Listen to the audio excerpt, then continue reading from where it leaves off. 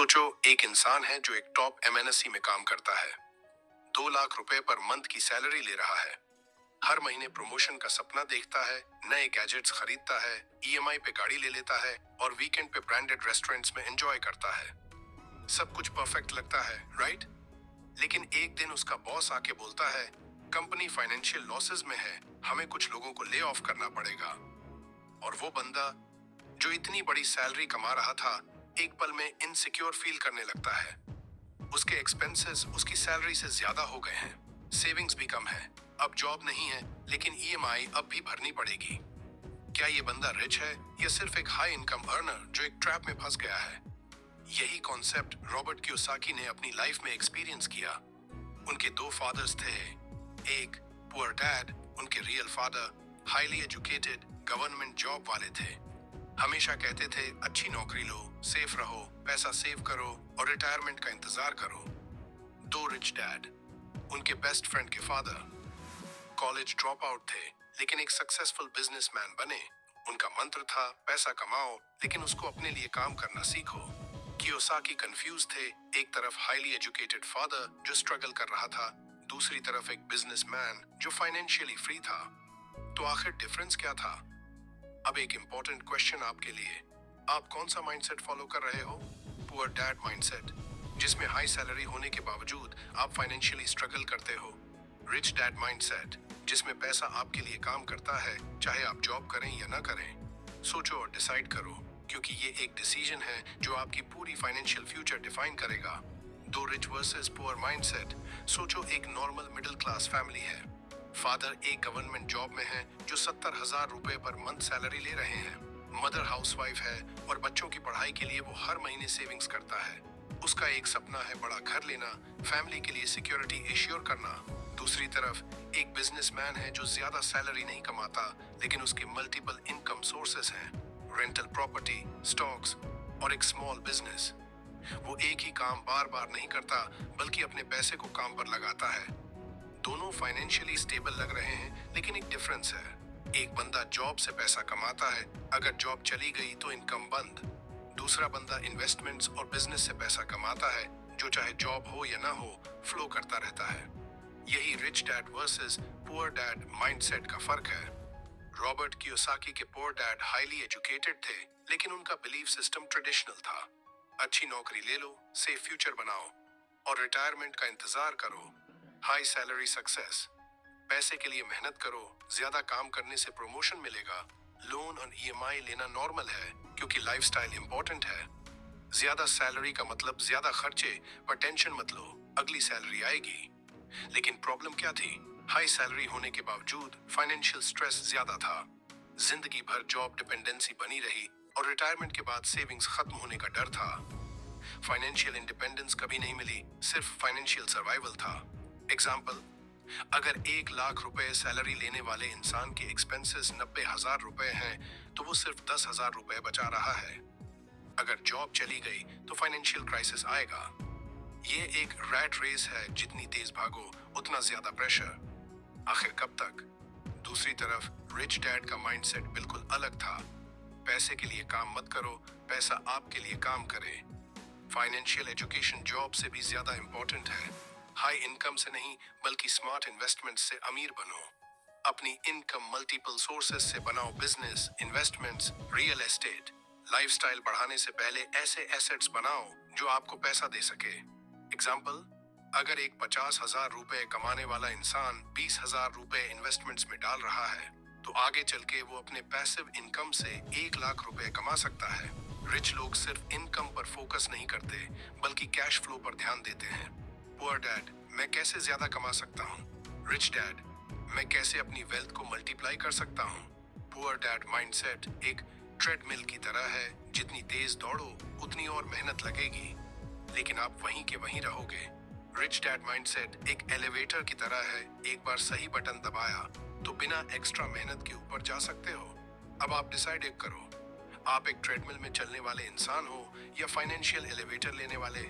आप जॉब के भरोसे जीना चाहोगे या अपनी फाइनेंशियल फ्रीडम खुद बिल्ड करोगे? Poor dad rich dad mindset का चॉइस आपके हाथ में है। अब आप कौन सा चूज करोगे? तीसरी, फाइनेंशियल लिटरेसी। सोचो, दो दोस्त हैं, रोहन और समीर। दोनों एक ही कंपनी में काम करते हैं, सैलरी भी सेम है, 8,000 रुपए पर मंथ। लेकिन एक बड़ा डिफरेंस है। रोहन ने ईएमआई पर एक लग्जरी कार ले ली। हर महीने 15,000 रुपए की इंस्टॉलमेंट जा रही है। उसको लगता है ये एक एसेट है। समीर ने 15,000 रुपए हर महीने एक म्यूचुअल फंड और एक रेंटल प्रॉपर्टी में इन्वेस्ट करना स्टार्ट किया। उसको भी इनिशियली कोई लग्जरी नहीं मिली, लेकिन उसका पैसा ग्रो हो रहा है। 5 साल बाद रोहन अब भी ईएमआई और मेंटेनेंस पर पैसा जोड़ रहा है। कार की वैल्यू गिर गई है और नए एक्सपेंसेस बढ़ गए हैं। समीर की इन्वेस्टमेंट्स 25 लाख हो चुकी हैं और उसको रेंटल प्रॉपर्टी से 10,000 पर मंथ का पैसिव इनकम आने लगा है। मोरल, रोहन लायबिलिटीज में पैसा लगा रहा था जो एसेट लग रही थी। समीर रियल एसेट्स खरीद रहा था जो उसको लॉन्ग टर्म वेल्थ दे रही थी। कियोसाकी का सबसे बड़ा फाइनेंशियल लेसन यही है। पुअर और मिडिल क्लास लोग लायबिलिटीज खरीदते हैं जो उनको एसेट्स लगती हैं।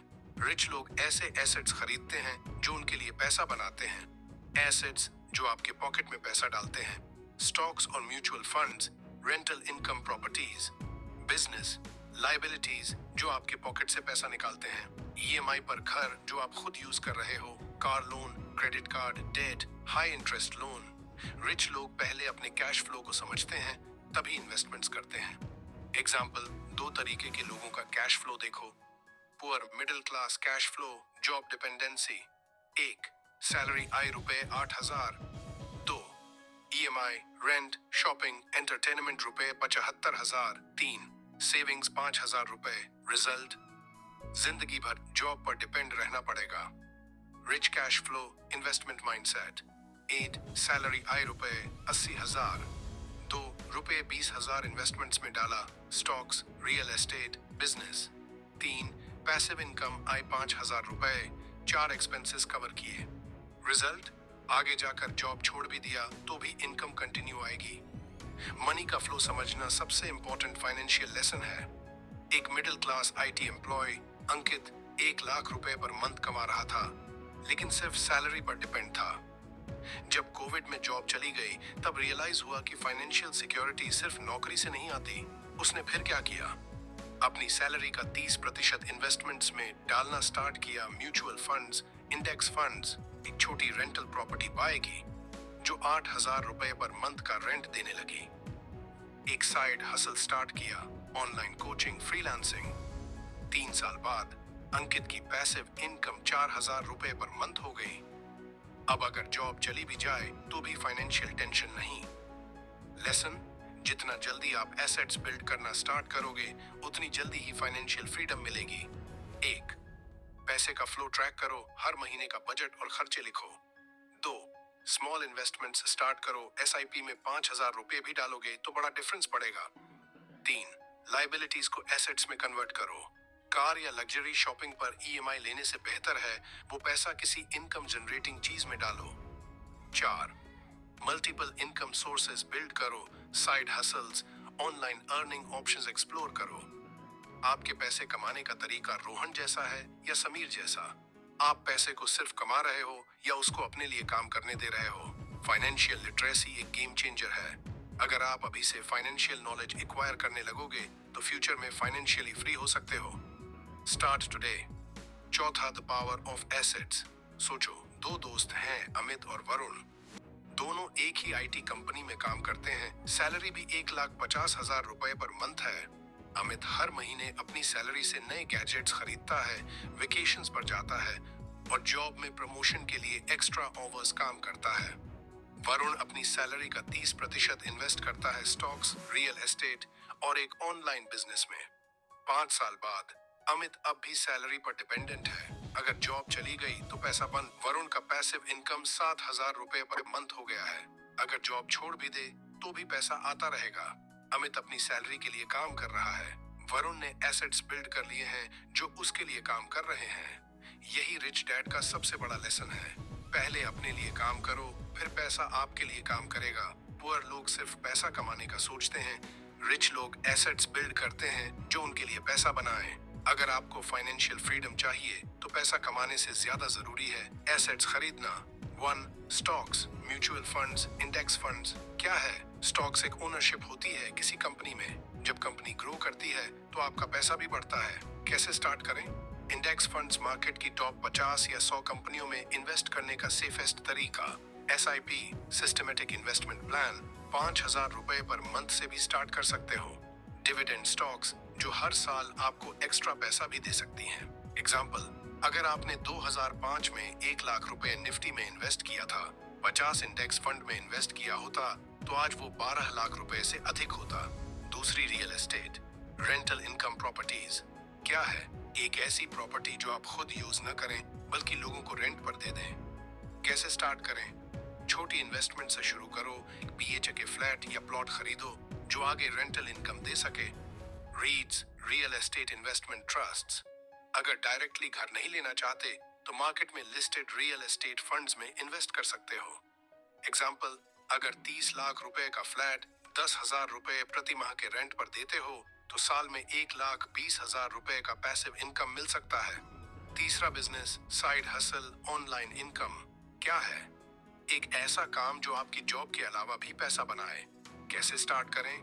Freelancing writing, graphic design, video editing, coding. Ecommerce Amazon, Flipkart या शॉपिफाई पर अपने प्रोडक्ट्स बेचो।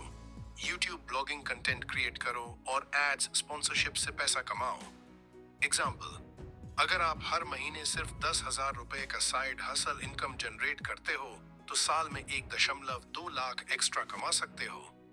एक साइड बिजनेस फाइनेंशियल सिक्योरिटी के लिए एक गेम चेंजर बन सकता है।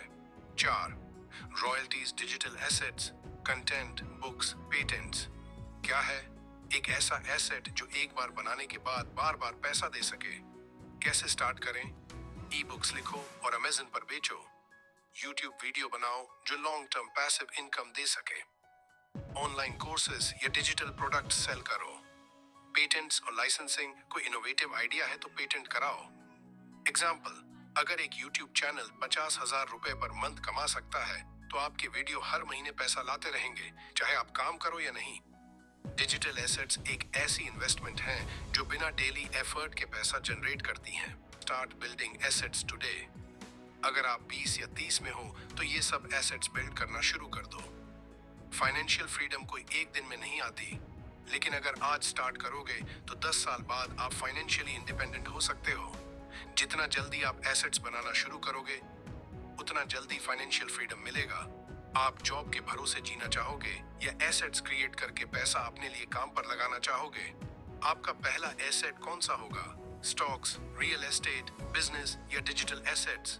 अगर आप फाइनेंशियली फ्री बनना चाहते हो तो एसेट्स बिल्ड करना अभी स्टार्ट करो। 5वां, क्यों स्कूल्स फाइनेंशियल एजुकेशन नहीं सिखाते? सोचो, एक स्टूडेंट है राहुल। उसने 10 साल स्कूल में पढ़ाई की, फिर 5 साल इंजीनियरिंग किया। जब उसका जॉब लगा 1 लाख रुपए पर मंथ की सैलरी पर तो उसे लगा अब लाइफ सेट है। लेकिन 6 महीने बाद रियलिटी हिट हुई। क्रेडिट कार्ड का बिल पेंडिंग है, EMI और रेंट हर महीने स्ट्रेस देते हैं, टैक्स समझना मुश्किल हो रहा है, सेविंग्स करनी चाहता है पर कहाँ इन्वेस्ट करे ये नहीं पता। एक हाईली एजुकेटेड इंजीनियर होने के बावजूद राहुल पैसे को मैनेज नहीं कर पा रहा। आखिर क्यों? क्या स्कूल्स और कॉलेजेस हमें सिर्फ डिग्री देने के लिए बने हैं? क्या एजुकेशन का मतलब सिर्फ जॉब लगवाना है या पैसा बनाना भी सिखाना चाहिए? रॉबर्ट कियोसाकी कहते हैं कि हमारी एजुकेशन सिस्टम हमें जॉब माइंडसेट सिखाती है, वेल्थ माइंडसेट नहीं। जॉब माइंडसेट जो स्कूल्स हमें सिखाते हैं, मेहनत करो, अच्छे मार्क्स लाओ और एक सिक्योर जॉब लो, पैसा कमाओ, सेव करो और रिटायरमेंट तक काम करो। रिस्क मत लो, पैसा सेफ जगह रखना जरूरी है। वेल्थ माइंडसेट जो स्कूल्स को सिखाना चाहिए, पैसे के लिए काम मत करो, पैसा आपके लिए काम करे। कैश फ्लो और एसेट्स का इंपॉर्टेंस समझो। टैक्सेस, इन्वेस्टमेंट्स, रियल एस्टेट और बिजनेस कैसे काम करता है ये सीखो। हर साल लाखों ग्रेजुएट्स निकलते हैं, इंजीनियर्स, डॉक्टर्स, MBAs, सबको जॉब्स मिलती हैं, सैलरी भी अच्छी होती है, लेकिन फिर भी फाइनेंशियल स्ट्रेस क्यों होता है? अगर डिग्री लेकर भी लोग पैसे को सही से मैनेज नहीं कर पाते तो क्या एजुकेशन सिस्टम में कुछ मिसिंग है? एग्जाम्पल, एक MBA ग्रेजुएट स्टॉक मार्केट में पैसा इन्वेस्ट करना नहीं जानता। एक इंजीनियर को टैक्स सेविंग के ऑप्शंस नहीं पता होते। एक डॉक्टर को बिजनेस और इन्वेस्टमेंट्स का नॉलेज नहीं होता। क्या सिर्फ डिग्रियां लेना इनफ है या फाइनेंशियल एजुकेशन भी जरूरी है? कियोसाकी की एडवाइस, फाइनेंशियल एजुकेशन खुद सीखनी पड़ती है।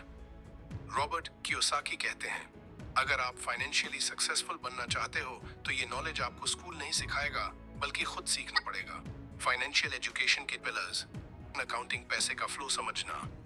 2 इन्वेस्टिंग, पैसा मल्टीप्लाई कैसे होता है। 3 मार्केट्स, स्टॉक्स, रियल एस्टेट और बिजनेस कैसे काम करता है। 4 टैक्सेस लॉ, स्मार्ट तरीके से टैक्स कैसे बचा सकते हो। एजुकेशन सिस्टम आपको एक नौकरी दिलाने के लिए बना है, लेकिन फाइनेंशियल फ्रीडम देने के लिए नहीं। अगर आपको पैसा कमाना और मल्टीप्लाई करना है तो आपको खुद सीखना पड़ेगा। अगर आपको फाइनेंशियली लिटरेट बनना है तो हर महीने एक नया फाइनेंशियल कॉन्सेप्ट सीखो। स्टेप 1, हर महीने एक फाइनेंशियल बुक पढ़ो। Rich dad poor dad, Robert Kiyosaki. The psychology of money, Morgan Housel. The intelligent investor, Benjamin Graham. Step 2, हर दिन एक फाइनेंशियल यूट्यूब वीडियो देखो।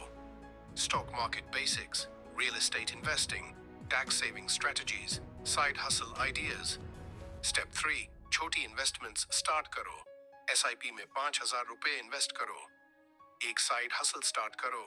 टैक्स सेविंग ऑप्शंस एक्सप्लोर करो। फाइनेंशियल एजुकेशन एक वन टाइम चीज नहीं है, ये एक लाइफ लॉन्ग प्रोसेस है। जितना जल्दी सीखना स्टार्ट करोगे, उतना जल्दी फाइनेंशियली फ्री हो सकते हो। आपके स्कूल या कॉलेज ने आपको फाइनेंशियल एजुकेशन दी थी? अगर नहीं तो आप अभी क्या कर रहे हो फाइनेंशियल लिटरेसी सीखने के लिए? आप अगले महीने कौन सी फाइनेंशियल बुक या कोर्स स्टार्ट करोगे? एजुकेशन सिस्टम आपको फाइनेंशियल नॉलेज नहीं देगा, लेकिन आप खुद ले सकते हो। Start today. छठे, अमीर लोग कम टैक्स कैसे देते हैं? सोचो, 2 लोग हैं, रमेश और सुरेश। दोनों 1 करोड़ प्रति वर्ष कमा रहे हैं। रमेश एक हाई सैलरीड एम्प्लॉई है जो 1 करोड़ सैलरी लेता है। उसका टैक्स 30% स्लैब में आता है। उसे 30 लाख टैक्स में देने पड़ते हैं। सुरेश एक बिजनेस ओनर है। उसकी कंपनी भी 1 करोड़ कमा रही है, लेकिन टैक्स देने से पहले वो बिजनेस एक्सपेंसेस को डिडक्ट करता है। Office rent, travel, food, employ salaries. उसकी टैक्सेबल इनकम सिर्फ 40 लाख रह गई और उसने सिर्फ 10 लाख टैक्स दिया। दोनों 1 करोड़ कमा रहे थे, लेकिन रमेश ने 30 लाख टैक्स दिया और सुरेश ने सिर्फ 10 लाख। ये कोई जादू नहीं, बल्कि टैक्स लॉज का स्मार्ट यूज है। अमीर लोग टैक्स लॉज का स्मार्टली यूज करते हैं ऐसे: एक कॉर्पोरेशन का यूज करना, बिजनेस वर्सेस सैलरी टैक्सेशन। अमीर लोग अपनी पर्सनल इनकम डायरेक्टली रिसीव नहीं करते, बल्कि एक कंपनी या कॉर्पोरेशन के जरिए काम करते हैं। एम्प्लॉइज का टैक्स मॉडल, इनकम टैक्स, जो बचा वो खर्च। रमेश जैसे लोग पहले टैक्स देते हैं, फिर जो बचता है उससे खर्च मैनेज करते हैं। बिजनेस ओनर्स का टैक्स मॉडल, इनकम एक्सपेंसेस, जो बचा उस पर टैक्स। सुरेश जैसे लोग पहले बिजनेस एक्सपेंसेस क्लेम करते हैं, फिर टैक्स देते हैं। एग्जाम्पल, अगर एक सैलरीड पर्सन 1 लाख प्रति माह कमाता है तो उसका पहले 30,000 टैक्स कटेगा, फिर 7,000 रुपए घर आएगा। लेकिन अगर एक बिजनेस ओनर 1 लाख रुपए कमाता है तो वो पहले 40,000 रुपए बिजनेस एक्सपेंसेस दिखा सकता है और फिर बचे 60,000 रुपए पर टैक्स लगेगा। लेसन, अगर आप बिजनेस सेटअप करते हो तो आप अपने टैक्स को लीगली ऑप्टिमाइज कर सकते हो। डू, बिजनेस एक्सपेंसेस को टैक्स डिडक्टेबल बनाना। आपने कभी सोचा है कि बड़े business owners private jet, luxury cars और हाई एंड ऑफिसेज अफोर्ड कैसे करते हैं? आंसर, ये सब बिजनेस एक्सपेंसेस होते हैं जो टैक्स डिडक्टेबल होते हैं। टैक्स डिडक्टेबल एक्सपेंसेस कैसे काम करते हैं? ऑफिस रेंट, अगर आप घर से काम कर रहे हो तो रेंट का एक हिस्सा क्लेम कर सकते हो। बिजनेस ट्रैवल, अगर आपकी क्लाइंट मीटिंग या सेमिनार दुबई में है तो फ्लाइट और होटल टैक्स फ्री हो सकते हैं। लैपटॉप, फोन, इंटरनेट बिल्स, अगर ये काम के लिए यूज हो रहे हैं तो इनका भी टैक्स बचा सकते हो।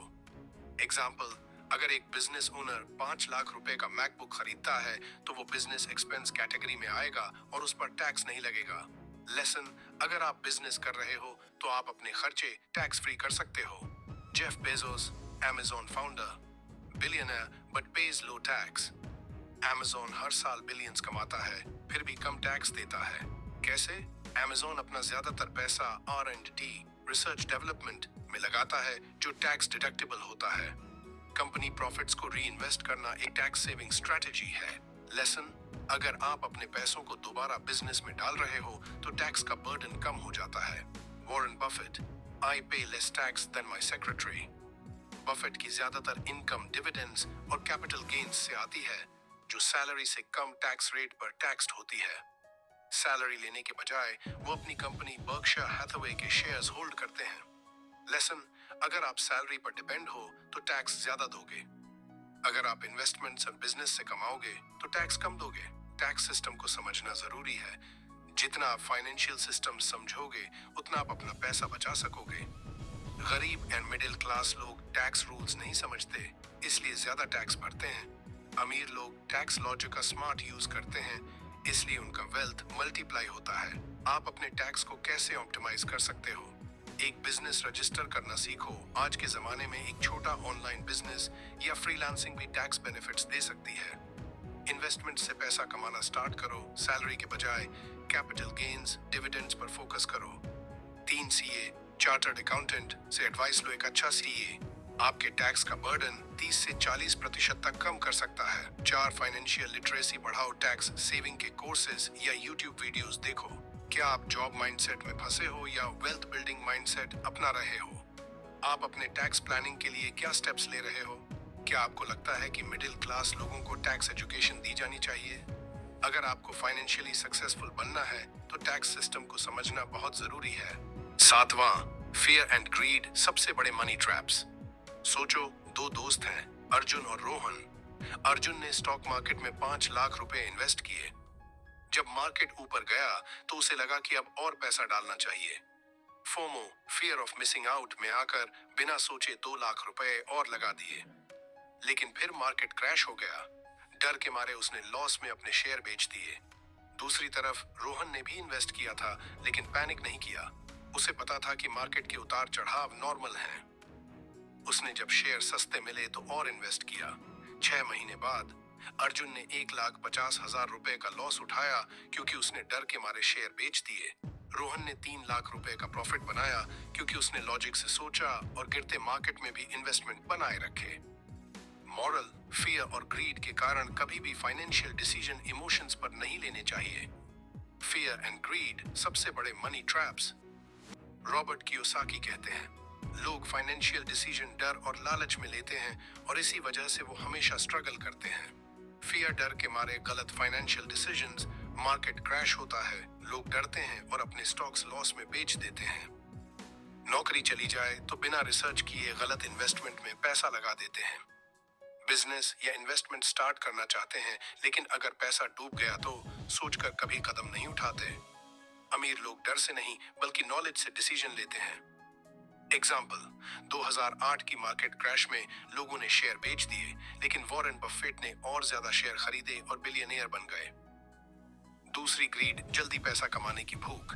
क्रिप्टो या पेनी स्टॉक्स में बिना सोचे फोमो में इन्वेस्ट करना, क्योंकि सब कर रहे हैं। गेट रिच क्विक स्कीम्स का शिकार बनना, फेक MLM या स्कैम इन्वेस्टमेंट्स में पैसा डालना, ओवर कॉन्फिडेंस में बिना नॉलेज के बड़े फाइनेंशियल डिसीजन लेना। एग्जाम्पल, 2021 में क्रिप्टो बूम में लोग बिना समझे डोज कॉइन और शिबा इनू जैसी मीम कॉइन्स में पैसा डाल रहे थे।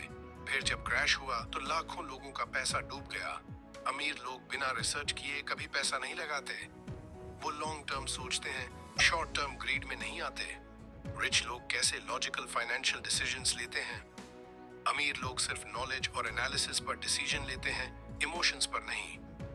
Rich mindset versus poor mindset. Poor mindset, market crash हो रहा है, सब बेच दो।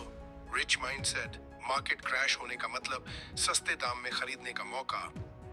एक इंटेलिजेंट इन्वेस्टर इमोशन से नहीं, लॉजिक और रिसर्च से डिसीजन लेता है। प्रैक्टिकल टिप्स, अपना फाइनेंशियल IQ कैसे बढ़ाएं। 8, फाइनेंशियल एजुकेशन में इन्वेस्ट करो। हर महीने एक फाइनेंस रिलेटेड किताब पढ़ो या यूट्यूब वीडियो देखो। 2, मार्केट और इकोनॉमी को समझो। स्टॉक्स, क्रिप्टो, रियल एस्टेट या किसी भी इन्वेस्टमेंट में बिना रिसर्च के पैसा मत लगाओ। 3, इमोशनल डिसीजन अवॉइड करो। जब भी पैसा इन्वेस्ट करने का सोचे, लॉजिकली सोचो, पैनिक मत करो।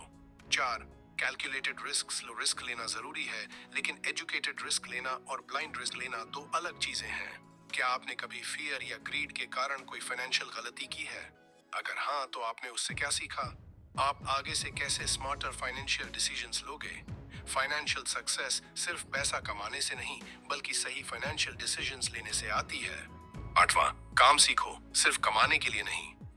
सोचो, दो दोस्त हैं, विक्रम और राघव। विक्रम और राघव दोनों एक ही कंपनी में 50,000 रुपए महीने की सैलरी कमा रहे हैं। विक्रम सिर्फ सैलरी पर फोकस करता है। उसका एक ही गोल है, प्रमोशन मिले, सैलरी बढ़े। वो मेहनत करता है लेकिन नए स्किल्स सीखने का समय नहीं निकालता। राघव की सोच अलग है। वो सेल्स और इन्वेस्टिंग सीख रहा है, बिजनेस और स्टॉक मार्केट के कोर्स कर रहा है, पार्ट टाइम फ्रीलांसिंग भी कर रहा है। 5 साल बाद विक्रम की सैलरी 8,000 रुपए हो गई, लेकिन वो अब भी एक नौकरी पर डिपेंडेंट है। राघव का साइड बिजनेस और इन्वेस्टमेंट्स 3 लाख रुपए प्रति माह कमा रहे हैं और वो फाइनेंशियल फ्रीडम के करीब है। मॉरल, अगर आप सिर्फ पैसे के लिए काम करोगे तो हमेशा नौकरी पर निर्भर रहोगे, लेकिन अगर आप नए स्किल्स सीखोगे तो फाइनेंशियल फ्रीडम पा सकते हो। रॉबर्ट कियोसाकी का सबसे बड़ा सबक, पहले सीखो बाद में कमाए। रॉबर्ट कियोसाकी कहते हैं, गरीब और मध्यम वर्ग के लोग सिर्फ सैलरी के पीछे भागते हैं, जबकि रिच लोग नए स्किल्स सीखने पर फोकस करते हैं। अगर आप सिर्फ पैसा कमाने के लिए काम कर रहे हो तो आप एक रैट रेस में फंसे हुए हो, लेकिन अगर आप नए स्किल्स सीख रहे हो तो आप अपनी फाइनेंशियल फ्रीडम बना रहे हो। सैलरी आपको एक लिमिट तक ले जा सकती है, लेकिन स्किल्स आपको अनलिमिटेड अर्निंग पोटेंशियल देते हैं। 4 पावरफुल स्किल्स जो आपको फाइनेंशियल ग्रोथ में मदद देंगी। एक, सेल्स मार्केटिंग सबसे important skill for wealth building. Sales आपको सिखाता है कि किसी चीज को इफेक्टिवली कैसे बेचा जाए। मार्केटिंग आपको सिखाता है कि कैसे अपनी वैल्यू सही ऑडियंस तक पहुंचाई जाए। एग्जाम्पल्स, स्टीव जॉब्स, एप्पल को दुनिया का सबसे वैल्यूएबल ब्रांड बनाने का सबसे बड़ा कारण उसकी सेल्स और मार्केटिंग स्किल्स थी। अगर आप फ्रीलांसर हो या बिजनेस स्टार्ट करना चाहते हो तो सेल्स और मार्केटिंग आपके लिए मस्ट हैव स्किल्स हैं। 2, नेगोशिएशन, पैसे और बिजनेस डील्स का खेल। नेगोशिएशन सीखकर आप सैलरी बढ़ा सकते हो, बिजनेस डील्स कर सकते हो और प्रॉपर्टी खरीदने में पैसे बचा सकते हो। एक अच्छा नेगोशिएटर हमेशा बड़े फायदे में रहता है। Example, Donald Trump $1 billion real estate deals करने की सबसे बड़ी पावर उसकी नेगोशिएशन स्किल्स थी। अगर आप नौकरी में हो तो नेगोशिएशन सीखकर अपनी सैलरी तेजी से बढ़ा सकते हो। 3, इन्वेस्टिंग, पैसे को मल्टीप्लाई करने की कला। अगर आप पैसे कमा रहे हो लेकिन उसे मल्टीप्लाई नहीं कर पा रहे तो आप हमेशा एक नौकरी पर डिपेंड रहोगे।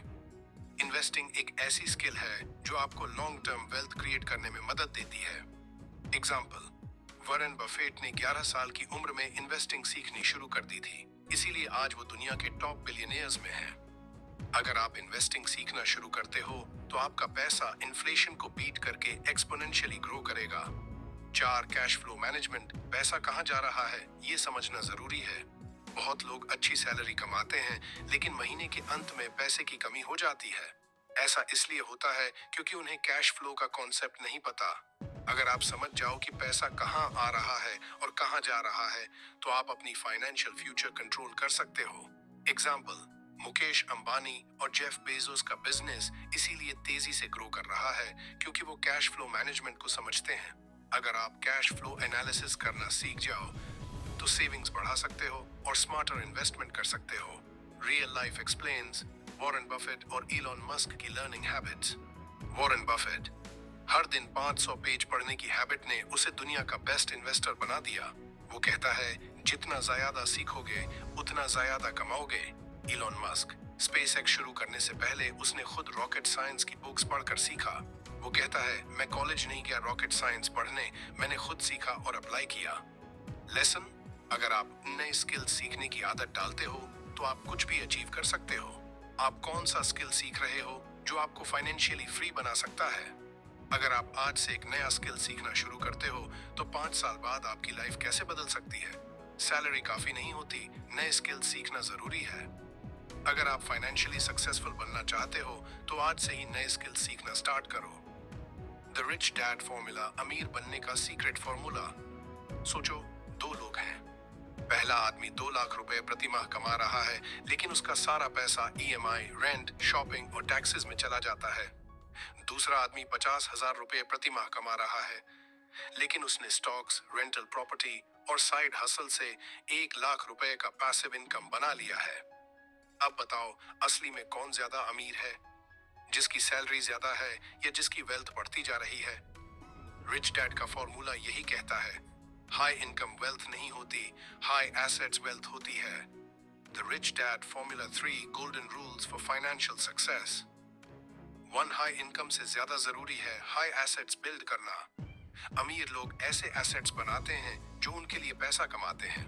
गरीब और मिडिल क्लास लोग सिर्फ सैलरी पर डिपेंड रहते हैं। एग्जाम्पल, अगर आपकी सैलरी 1 लाख रुपए है लेकिन कोई एसेट्स नहीं है तो आप जॉब पर डिपेंड हो। अगर आपकी सैलरी 50,000 रुपए है लेकिन 1 लाख रुपए का पैसिव इनकम है तो आप फाइनेंशियली फ्री हो सकते हो। लेसन, सैलरी से ज्यादा जरूरी है कि आपका पैसा आपके लिए काम करे। 2 लायबिलिटीज अवॉइड करो, कैश फ्लो को समझो। ज्यादातर लोग liabilities, EMI, loans, unnecessary expenses को एसेट समझकर फंस जाते हैं। अमीर लोग सिर्फ ऐसे एसेट्स लेते हैं जो उनके कैश फ्लो को इंप्रूव करें। एग्जाम्पल, 50,000 रुपए का आईफोन ईएमआई पर लिया, लायबिलिटी है। 50,000 रुपए का म्यूचुअल फंड में इन्वेस्ट किया, एसेट है। 50 लाख रुपए का घर खुद रहने के लिए खरीदा, लायबिलिटी है। 50 लाख रुपए का रेंटल प्रॉपर्टी खरीदा जो 30,000 रुपए प्रति माह की रेंट दे रहा है, एसेट है। लेसन, अमीर बनने के लिए कैश फ्लो को समझना सबसे जरूरी है। 3, अपनी फाइनेंशियल एजुकेशन में इन्वेस्ट करो। अगर आपको पैसा कमाना और मल्टीप्लाई करना नहीं आता तो जितना भी कमाओगे खत्म हो जाएगा। फाइनेंशियल एजुकेशन स्कूल में नहीं सिखाई जाती, इसलिए खुद सीखनी पड़ती है।